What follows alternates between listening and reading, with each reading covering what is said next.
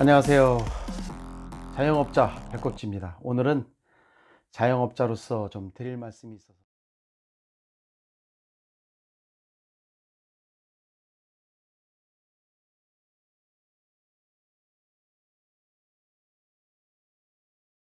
아, 영상을 올리게 되었습니다.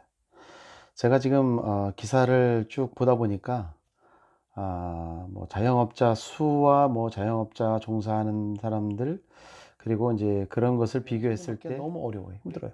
그게 뭐냐면 거리에 사람이 없다는 얘기입니다. 그건 뭔 얘기냐면 사람들이 그 시간 되면 돌아다니질 않아요. 이런 건 무슨 영향이냐는 거죠. 이런 영향은 사람들이 소비 자체를 지금 주머니를 꽝꽝 닫았다는 얘기예요. 뭐 그런 데도 다 있잖아요. 어? 여러 가지들이 다 믹서가 되어져 있는 거예요. 그렇다고 해서 자영업자 숫자만 가지고 그것을 공격할 것은 아니다라는 겁니다. 그럼 자영업자 종사자가 21.6%라고 하는데, 자영업자 종사자가 자영업자 560만이 죄송스럽게도 이런 경기에 발이 꽁꽁 묶였다는 거예요. 어마어마하게 묶여버렸죠, 지금. 이러다 보니까 560만 자영업자, 지금 여러분들이 얘기하는 그 비중을, 우리나라 인구에서 비중을 많이 차지하는 자영업자가 소비가 전체적으로 이루어지고 있지 않다는 거예요. 이 560만에 관련되어져 있는 종사자 21.6%, 이 인원만 예전처럼 이익이 발생하고 자기 손아귀에 돈이 들어간다면, 그것들이 소비로 연결된다면 제가 볼 때는 이렇게까지 어둡지는 않습니다. 그러니까 지금 자영업자 수가 늘어서 장사가 되지 않는다. 그러면 자영업자 수가 늘은 만큼만 장사가 안 돼야지 맞는 거 아닙니까? 계산상으로 봤을 때. 그래야 설득력이 있는 거 아닌가요? 지금 같은 경우에는 그렇지가 않다라는 거예요. 뭐냐면은 예전에 소비를 했던 분들, 소비자로 계셨던 분들이, 예전에 같은 경우는 손님이 이제 뭐 저희가 영업을 뭐 시작을 할 때 뭐 18시에 시작을 했다. 18시에 시작을 하면 23시가 돼도 손님이 들어왔어요.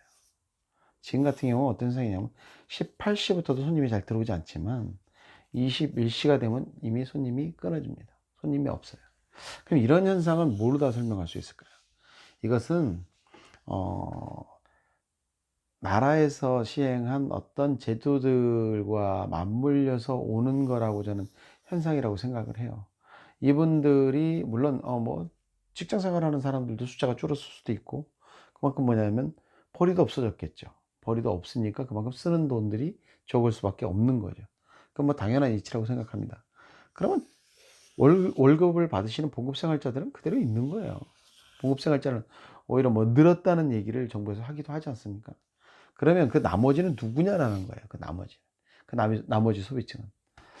여러분들은 누구라고 생각해요? 제가 볼 때는 그 나머지 소비층이 바로 자영업자입니다. 자영업자 560만이,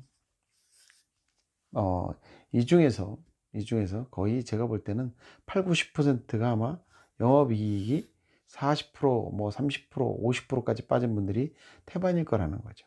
그럼 이분들이 예전에 소비하던 것들은 모조리 다 엉망진창이 된 거예요. 이분들은 소비를 할 수가 없는 거예요, 자영업자들은. 저 또한 마찬가지 그렇습니다. 저희들이 자영업자들이 돈을 벌어서 그 돈을, 이익이 발생하면 저희가 그 돈을 가지고 외국으로 갑니까? 아니면 그 돈을 받아서 저희가 갖다가 땅에 갖다 끌어 묻습니까? 그렇지 않습니다. 자영업자들도 그 돈을 벌게 되면 벌은 만큼 또 가족들을 위해서 뭐 쓰기도 하고, 옷도 사 입기도 하고, 뭐 외식을 하기도 하고, 또 뭐 부모님 용돈도 드리기도 하고, 이러면서 지출을 늘려가죠. 그게 바로 경제에 어떻게 보면 어, 선순환 역할을 해주는 거예요. 자영업자 560만이 지금 80%, 90%가 작살났다니까요. 그렇기 때문에 이분들이 가지고 있던 소비의 그 여력은 지금 바닥이라는 거예요. 560, 아까도 얘기했지만, 인구의 21.6%랍니다. 21.6%. 21.6%가 지금 21.6%의 8, 90%가 계전의 수입을 못 만지는 거예요. 지금 뭐냐면 간신히 버티는 정도의 수준으로 다 가고 있다는 거죠. 그러다 보니까 어떻게 돼? 쓸 수가 없죠, 돈을.